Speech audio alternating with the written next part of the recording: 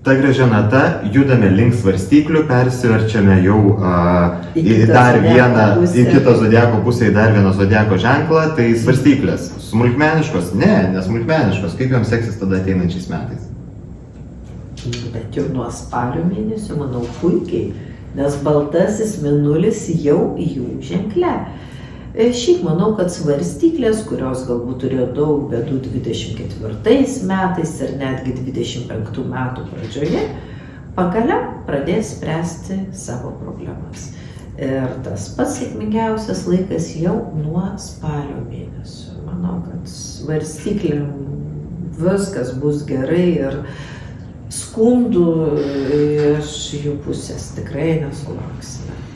Tiesa, vienintelis patarimas sausio mėnuo. Bet vienintelis mėnuo, kada nereikėtų svarstyklėm priminėti ilgalaikių svarbių sprendimų, kada nereikėtų susižadėti, kada nereikėtų tuoktis ir pasirašinėti ilgų bendradarbiavimo sutarimų, tai yra sausis. Bet tai viskas. Vienintelis mėnuo, kuris gali pakišti jiem koją. O visa kita gerai. Daug detalesnius aprašymus kiekvienas iš jūsų galite rasti kiekvieno mėnesio lape astrologiniam Palmyros kalendoriuje, kuriame lygiai taip pat galite rasti ir savo užduotus klausimų atsakymus apie užtemimus, apie tranzitus, apie mėnulio tranzitus per zodiako ženklus. Galite rasti detalius mėnulio ir saulės kalendorių dienų aprašymus.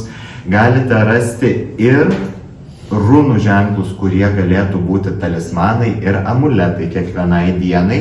O svarbiausia, rasite legendinius Palmyros ženkliukus, raudonus ir žalius, kur netgi nenorint gilintis arba neturint laiko gilintis į aprašymų lapą, užmetus vien akį į kalendoriaus lentelę, kuri yra štai tokia visokia margutėlė, galėsite pamatyti, ką tą dieną vis dėlto yra rekomenduojama veikti, ko nereikėtų daryti. Taip pat kalendoriaus pabaigoje rasite visų gyvūnų aprašymus, gyvūnų tai totemų aprašymus, tiek apie asiliuką zoroastrietiškai, tiek apie ugninio arklio metus, tiek apie Merkurijaus planetą kaip metų valdovę. Tuos pačius aprašymus rasite ir metų žvakės aprašyme, kurį visada galėsite paskaityti nuskenavę QR kodą ant žvakės pakuotės.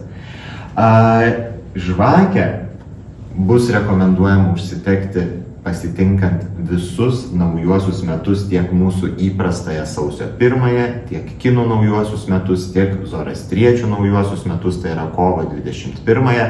Žvakė dar praturtinta, saulei tekant, žvakė dar praturtinta spalva ir kvapais. Iš tiesų rasite dar ir aprašymus detalius, kaip sutikti tuos naujuosius metus, kokius vis dėlto papuošalus dėvėti, kokius šokius šokti arba jų nešokti.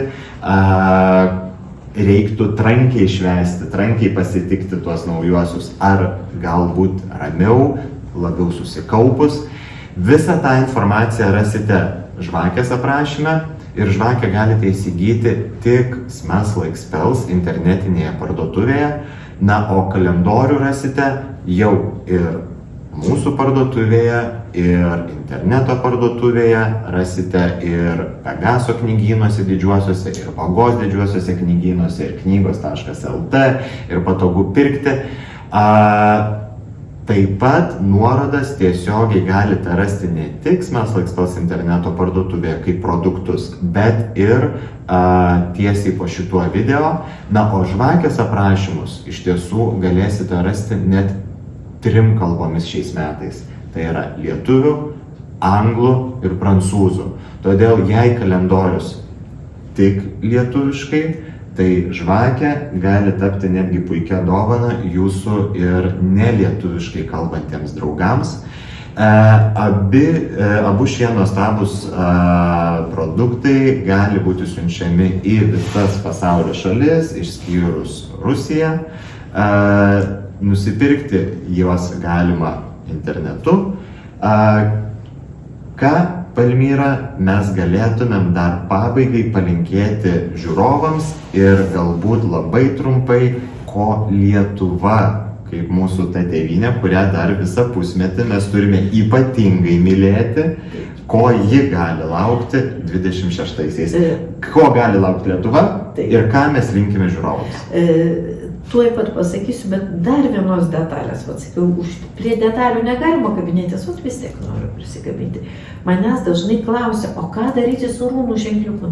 Niekaip tu nepaaiškinai, 2 žodžius pasakyti. Ką daryti su rūnų ženkliuku? Kaip jais naudoti? Žmonės pasižiūri ir nežino, kaip tai. Visų pirma, pažvelgus į kalendorių, pasižiūrėti, koks tai yra rūnų ženklas, tą dieną, tada atsiversti kalendoriaus pabaigą, ar ne, ten, kur yra saulės parų aprašymai, mėnulio parų aprašymai ir rūnų ženklų aprašymai, juos galima tiesiog persipiešti detaliai ant lapelio popieriaus, galbūt ant akmenuko, galbūt ant odos gabalėlio, nes rūnos vis dėlto mėgsta tas natūralias medžiagas, ir galbūt tą dieną tiesiog įsidėti į kišenę, galbūt, nežinau, į rankinę ir vis galbūt netgi rytinės meditacijos metu vis vizualizuoti, vis pamėginti tą rūnų ženklą įsivaizduoti ir tokiu būdu jis galės tapti jūsų talismanu ir amuletu.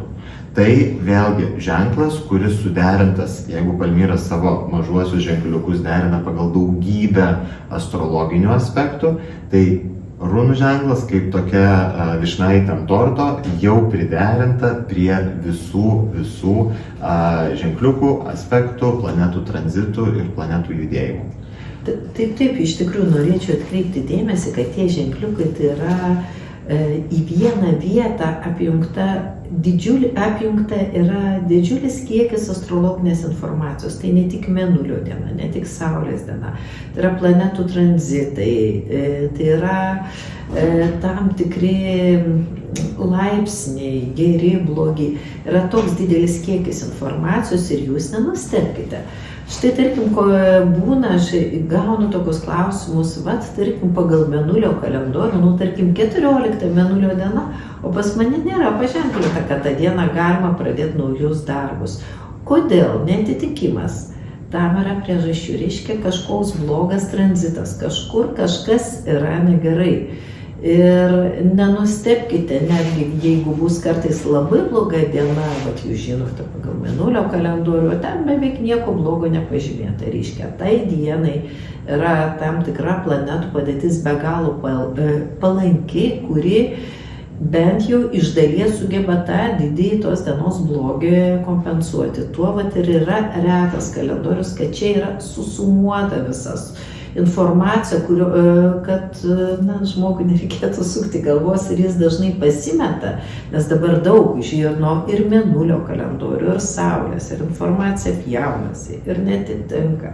Ir ką tada daryti? Tai šitas sunkus juodas darbas, kai reikia suderinti kartais visiškai priešingas informacijas ir rasti tą bendrą sprendimą ir yra atliktas kuriant šitą kalendorių ir atspindėta ženkliukų pavidalu. Žali gerai kaip šviesoforas, raudonį įspėjimas, kad atsargiai. O ko, Palmyra, vis dėlto palinkėtumėt 26-aisiais? Ko reikėtų mums laukti, siekti, apie ką svajoti ir kur save vis dėlto geriausia padėti?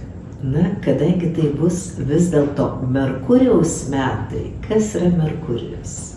Mąstymas. Pirma, apgalvojam, apmastome, aišku, įskaitant kylanti mazgą žuvyse, kaip mes įsiklausome į intuiciją. Ir po to veikiame ir čia kalendoriuje buvo parašytas, man labai patinka senovės Avestos knygoje, šventų zoroastriečiškų knygų rinkinys Avesta, tas pagrindinis kelias, dora mintis, doras žodis, doras darbas. Toks galbūt ir būtų palinkėjimas.